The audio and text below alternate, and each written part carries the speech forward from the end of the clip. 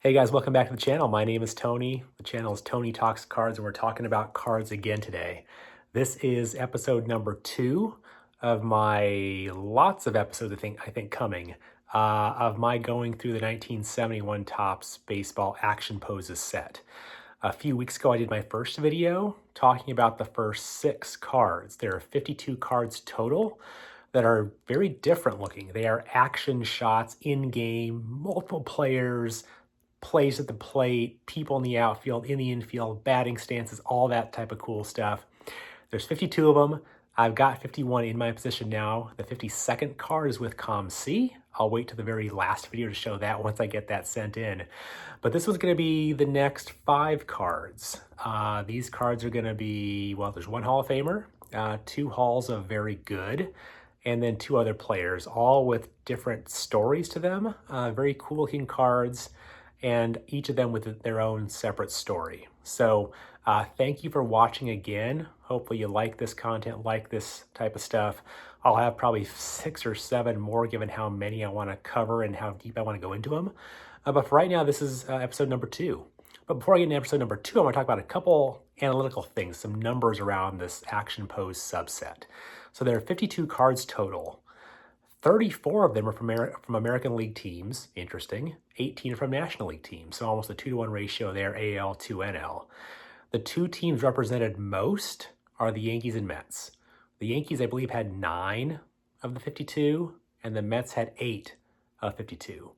So a full third of those 52 cards are from either the Mets or Yankees, interestingly enough.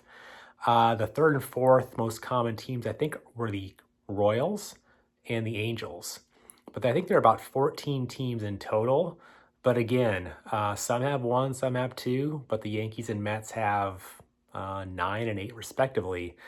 They're players showing in these cool action poses at those stadiums. So sit back, relax. Hopefully you enjoy the next 5 cards, and I'll turn the camera around and we will start talking. See you soon. Hey all, welcome back. This is the camera flipped around to look at some 1971 Topps Baseball action poses. Like I said, I've got 5 cards to show you in this video. And again, some of these guys need no explanation.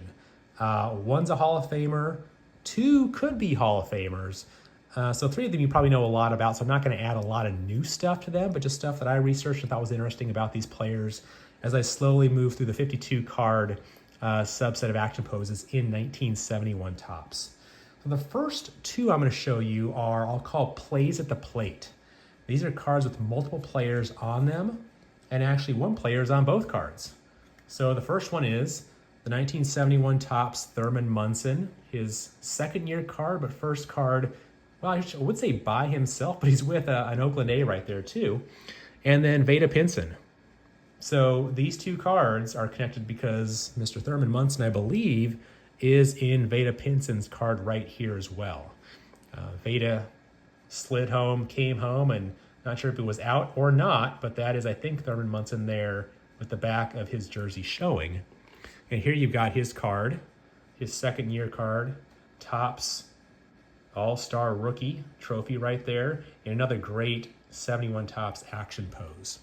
So a little bit about these players that you may not know, or maybe you already know about them, but for those who don't, I'll do a little bit of a background. So Munson played from 1969 to 1979 for the Yankees. He was a catcher, of course.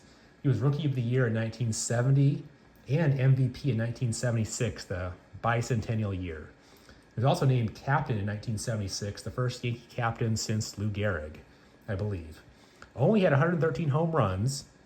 He played in 1,423 games with those 113 home runs.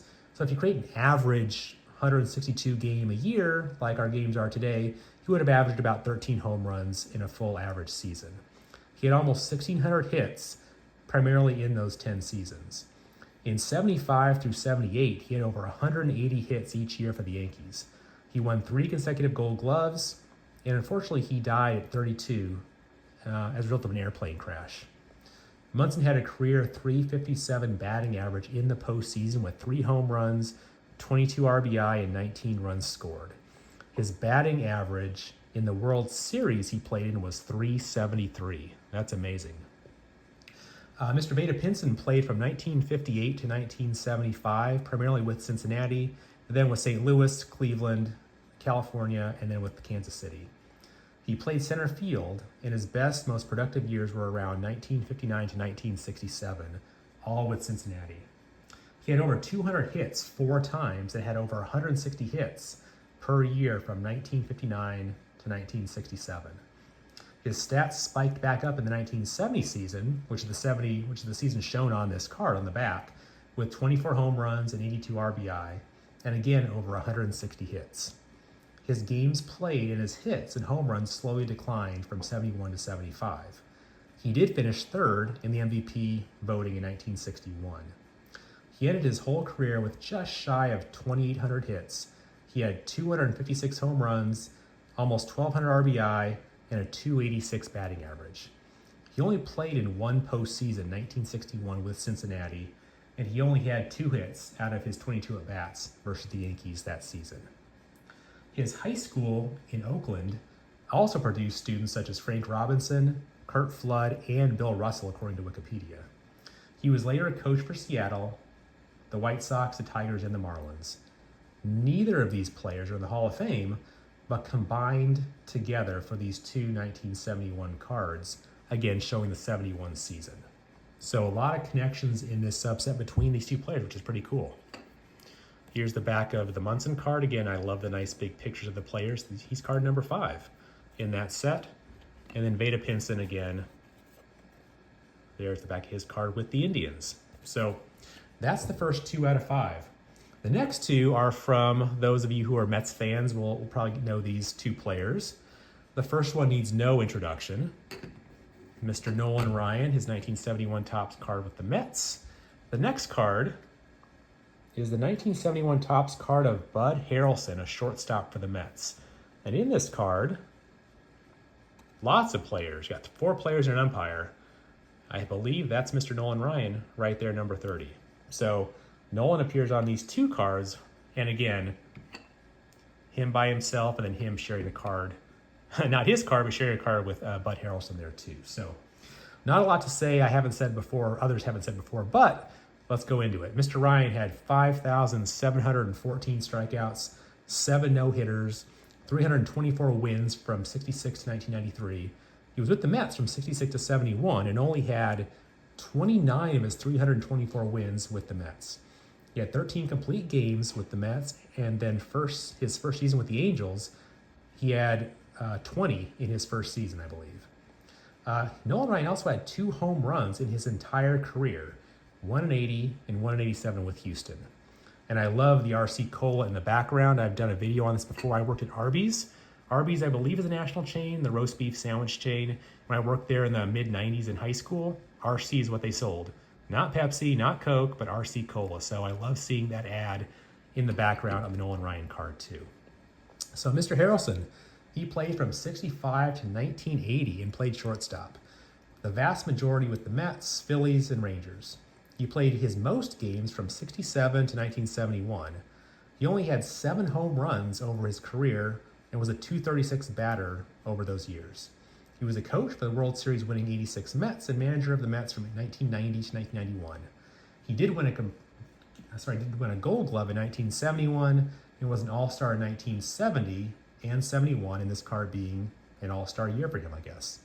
He's in the Mets Hall of Fame and got there in 1986. So there's a bit about Mr. Bud Harrelson. I love this. Just you see the 396 or 8 in the background there. Lots of players. I could probably dive into who these players are, but haven't done all that research yet, but maybe we'll in the future. There is Mr. Harrelson's back of his card. And Mr. Ryan in a PSA 3.5. I love this card. I love the advertising, like I said. Love the black borders, the kind of counterculture-ish lower N and lower R on the first and last name there. And there's Mr. Ryan.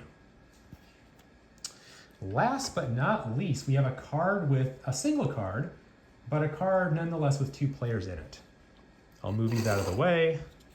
This card is of a Philly, Mr. Chris Short.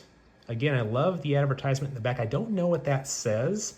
I'm missing some letters. If someone knows what that was advertising or what, I assume it's at Philadelphia in the Philly Stadium, but what that was advertising, I'd love to know what that was. So a bit about Mr. Chris Short. He was a pitcher and played from 1959 to 1973, all years with the Phillies except for the last year with Milwaukee. He had an almost even 135 win and 132 loss record. His highest innings pitched came in the mid-60s from 64 to 68. He had 4 of 5 years with 17 or more wins, and in 1966 he had 20 wins and 19 complete games.